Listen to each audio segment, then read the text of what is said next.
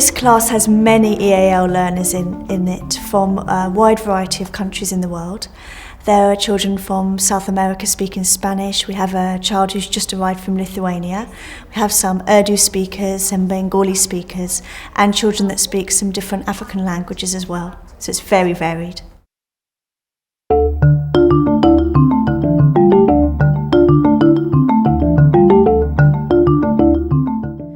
As I do my speech, you're going to take some notes. Do you remember we talked about taking concise notes, and you're going to use these. Who knows what these are? Salma. Bullet points. Bullet points. Well done, Salma. So to prepare for my own speech, I've also written some bullet points here that you can look at. So when I do my speech in a moment, you can record my answers using bullet points on the white piece of paper. And then at the end of my speech, if I haven't said things clearly to you and you still have some questions, you can return to your question sheet and I will answer some of your questions. On this sheet here, you're going to write some questions that you might ask a primary school teacher about their job. And then when you listen to the speech, can you learn how to listen to a speech? You're going to see if some of the ideas you thought of in the questions will be in the speech. I'd like you to work, please, with the person next to you to talk about the sort of questions. Make sure you talk before you write. Off you go. I decided to teach this sequence this term because it meets the current needs of my class. The learning objectives that we've been doing in Term 1 have related to note-taking and report writing, so it fits in beautifully teaching it in Term 1. I chose this lesson because I thought it was an opportunity to teach the children about my own occupation, and it was a context that I felt they were going to be quite familiar with before the lesson began. I felt it was very important for them to have that prior knowledge and come to the lesson confident. Some teachers, like Miss Alexson, she has a shelf she puts her planning up on with glue tack, and they use cupboards to put them in so they're safe. So what question would you ask the teacher? Do you do your planning? Do you do your planning? In spare time. In your spare time? What a fabulous question. I wonder how many other great questions I can find. Do you get along with other teachers in other schools? Because some teachers might not get along. Thank you very much for inviting me here today to talk about my job as a primary school teacher. My name is Natalie Alexson and I've been teaching for 6 years. I've really always wanted to be a teacher ever since I was a small child. Ever since, really, I was a child of about your age. This is me here when I was 7 years old. And even when I was 7, I really wanted to be a teacher. I've taught 6 different classes now in both Key Stages 1 and 2. And I teach a whole range of different subjects. Here's an example of the timetable that I have to do. One of my favourite things to do as a teacher is to organise all the special events in the school. And here's my planning folder. And it's really, really thick with all the planning that I've got to do every single week. So there's all the different lesson plans in the planning folder. Does anybody have any questions to ask me about my job? Yes. Do you normally do your planning in spare time? I normally do my planning at home, yes. I don't often do it in school. Dwayne? Do you remember the time you took us to this theatre to do our play in Stratford? I do remember that time, and in fact, children remembering things like that are one of my favourite parts of the job, because I hope they'll remember things like that for the rest of their life. Valeria? Would you like to be a head teacher? Oh, that's a very difficult question. I think that I would not like to be a head teacher because once you become a head teacher, you don't actually get to do much teaching anymore. So I think that I would prefer to be a class teacher. How many children have you taught? I would say I've probably taught now about 200 children. It's a lot, isn't it? Why did you choose to be a teacher? I think the main reason was I really enjoyed working with children, and I thought it was something that I could be good at, so I decided to become a teacher. So we've got lots and lots of notes now that we've taken. What we're going to do now is the second key question.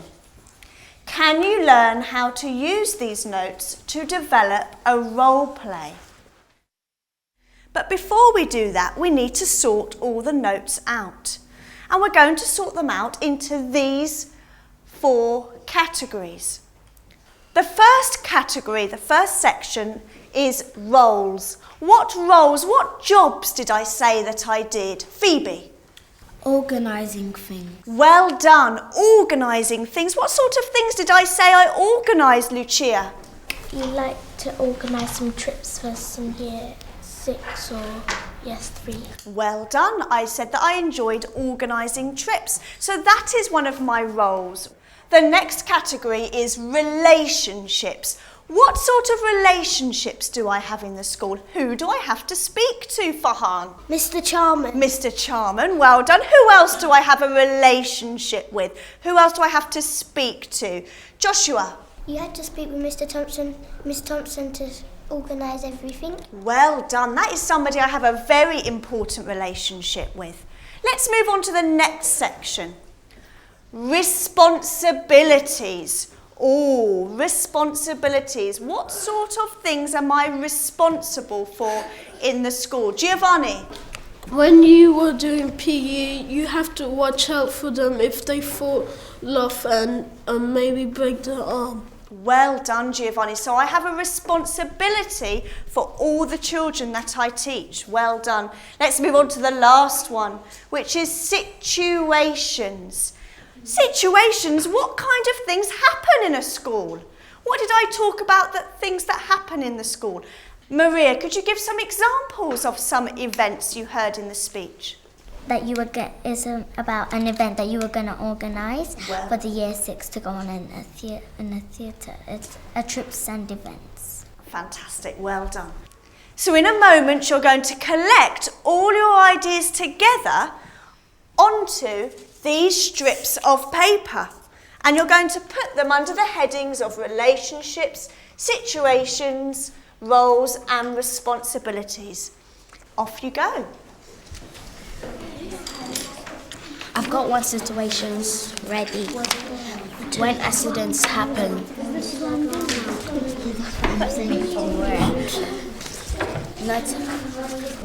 Remember when she said that Miss Thompson, she wanted more people to do the creative arts, or maybe one of her responsibilities could be to teach creative arts. Yeah, you like that. What about when she's planning the lessons, the lesson plans? Yeah, she does that.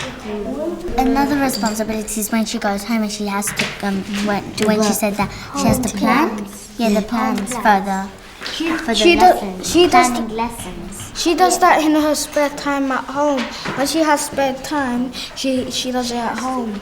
I think a trip is a responsibility for Miss Erickson because she has to get some adults to keep people safe from the road and tickets to go inside the places and money to get on tubes.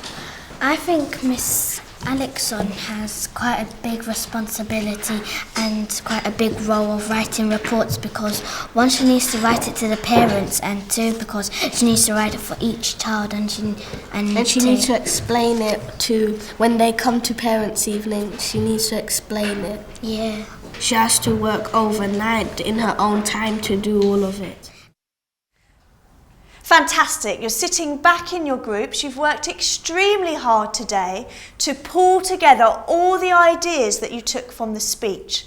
What you're going to do now is choose the one part of the speech that you think you could show in a still image to somebody else.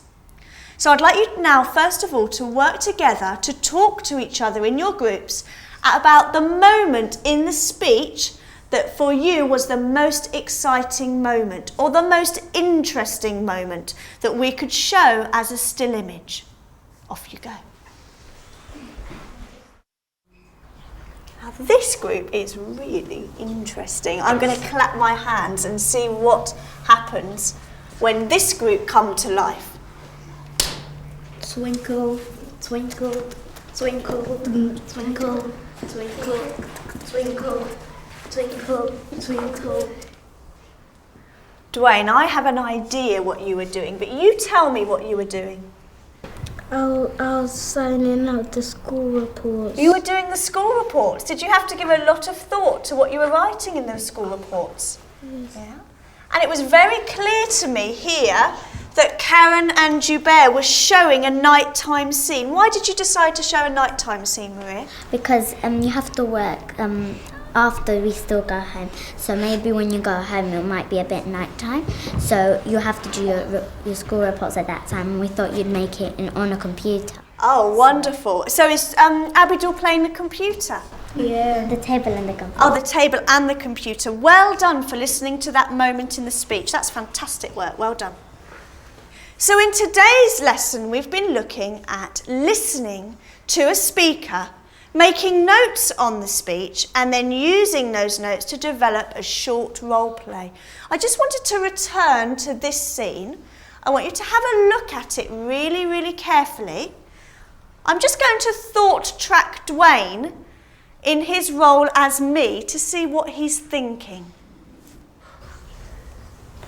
There's loads of work about. There's loads of work for me to do for all of the children. So how has Dwayne's group showed that they have listened to the speech and written notes about the speech? How have they showed that in their final still image? Miss Alexson writes the reports on the computer and she does it through the night. Good girl, that is super listening skills. Gornor has showed me there that she's understood that when you listen to a speaker, you can take notes on the speech and then use those notes in the final still image. Well done, Gornor. Strategies I always try to use for children with English as an additional language: building on previous experience, modelling and extending the language, making sure I have a range of visual props that are going to engage them, always making sure the lesson has lots of interactive activities, and I make sure that they're always partnered with a more experienced speaker. I make sure that I model the language throughout the lesson so the children are very clear about the language that is expected of them during the lesson, and is also an opportunity to introduce new vocabulary to them. Part of this lesson has the children creating their own graphic organiser, and one of the reasons for doing that is that I thought it would be a really great interactive activity for them, a chance for them to use the vocabulary in a new context, and then later on they use these ideas from the graphic organiser to support the development of their role play, and of course later will feed into the report writing itself.